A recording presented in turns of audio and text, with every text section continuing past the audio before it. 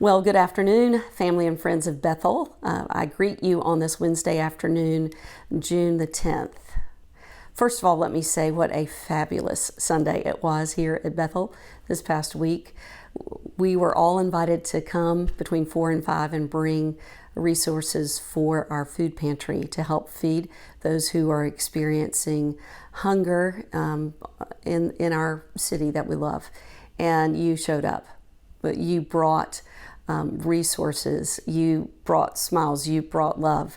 And it was so good, even though we had to social distance, to see everybody.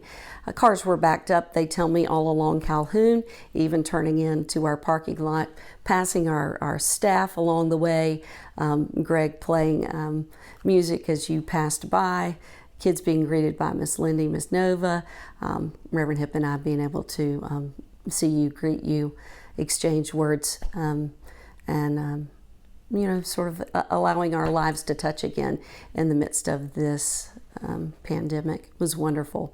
The total I have is 3,000 pounds of food that you all brought to this place to be shared.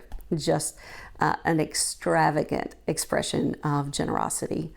I was aware on Sunday afternoon that while we were here, there were people in peaceful protest who were walking across the Ravenel Bridge. They were doing their part to express their desire for a more just society. And you were doing your part to drive here, whether alone or with family, with newborn babies in the car, to bring your expression for a more just society. And so I thank you for that. So as promised, I want to give you an update on our progress towards returning to on-site worship. Certainly our worship will continue live stream as always, but in the interim we are making plans to return to the sanctuary we project in the middle of July. We're hoping July 19th, that's our hope.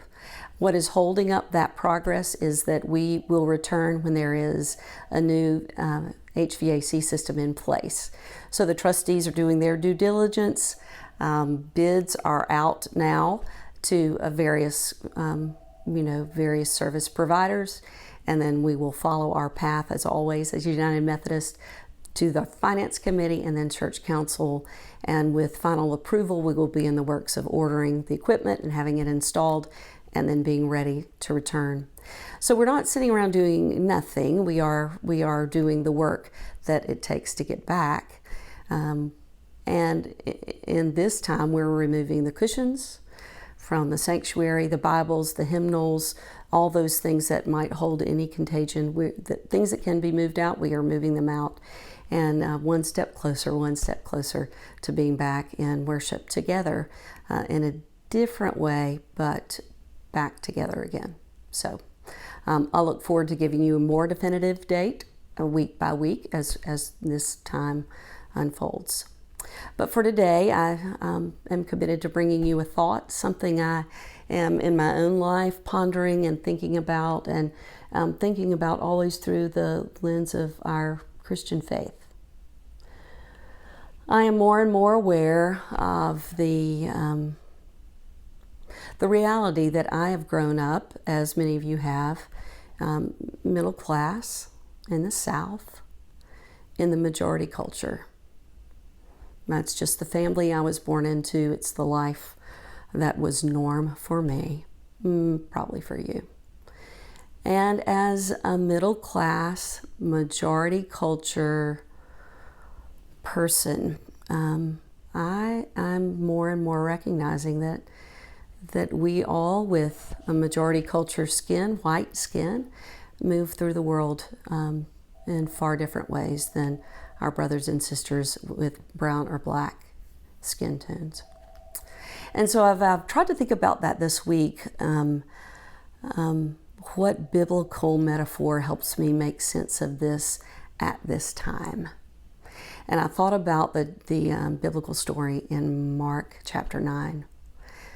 Towards the end of the chapter, beginning with verse 24, there are people in a village who have a friend who is blind, he cannot see.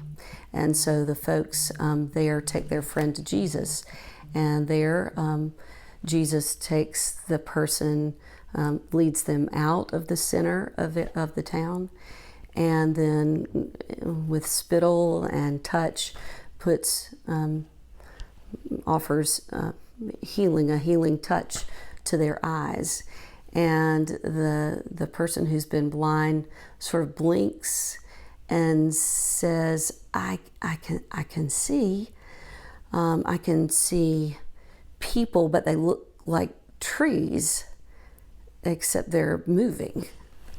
And then Jesus places his hands on their eyes again, prays for greater clarity, and then the man can see more clearly. I think that's where I am. I didn't know I couldn't see well, so accustomed to my own seeing as I do. But in these days, I'm seeing more clearly. I don't see clearly yet. They're, images that are blurry. But I am asking Jesus to lay his hands on my eyes so I can see more clearly. I think about a time in my own life that I felt just a little bit of what people who move through the world with darker skin tones than I do might feel. It was my senior year at Candler School of Theology. I had gone to seminary wanting to help people connect faith and life. I was director of youth ministry. It had been what I had done through the last 2 years of college and then on into grad school. But in the reverberation of those 5 years, I'd felt this stirring in my heart to this calling, to use words, and to move from sort of this specialized arena of ministry to pastoral ministry, to word, sacrament, order, and service. And that was not something I'd sort of set my sights on and moved towards. It was a surrender and just sort of knee-knocking, heart-pounding, I think this is what I'm called to do. I'm willing to say yes. So I'd gone to my district superintendent, as United Methodists do, and I was in the loop that spring as I prepared to graduate for my first appointment as a United Methodist pastor. And the district superintendent had, John Pearson, had told me of the church that he was proposing that I go to. It's a church in Greenville. I knew the church. It was a small church, textile community, Christ United Methodist Church. And I began to pray about that church, began to dream about ministry in that church, began to give my heart over to the people of the church that I'd never met before. Just that sense of, I have said yes, and God is leading me to this place, this, jumping off the high dive into this calling. And I remember Reverend Pearson calling me back several days later, and he said, I remember where I was when I got the call. He said, I hate to have to share this with you, Susan, but I'm not going to be able to make that appointment. That's not the church that I'm going to be able to send you to. They were very clear in their words that they did not want a black or a woman to lead them, and they were indignant that I would think about sending a woman. So I'm not going to be able to. I don't know what's next, but just know that I'll be in touch. And stood there with the phone at my ear and just tears in my eyes. Just like they don't even know me. Like they don't even know my heart. They don't know how I have already loved them. I don't even know them. They don't even know me. And they've rejected me without even knowing me. And they assumed that I would be whatever they assumed I would be. You know, a feminist liberal on a soapbox. I don't know. But I was a woman, and that did not fit who they wanted. Now, the good thing about that was that Reverend Pearson was a district superintendent who was black. And he said to me, I know.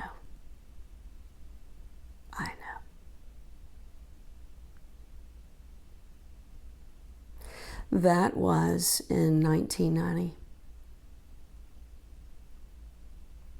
It's been 30 years. And I lament that I have not done more. I think I have tried to lead and serve to advance what people think when they think about women in ministry. So I'm grateful for that. That to be a woman in ministry can be to be a person of faith who serves alongside. But I have not accompanied my African American, black and brown brothers and sisters to be able to say to them, I know. So we've got a journey to take together. This is not a flash in a pan. This is not a fad.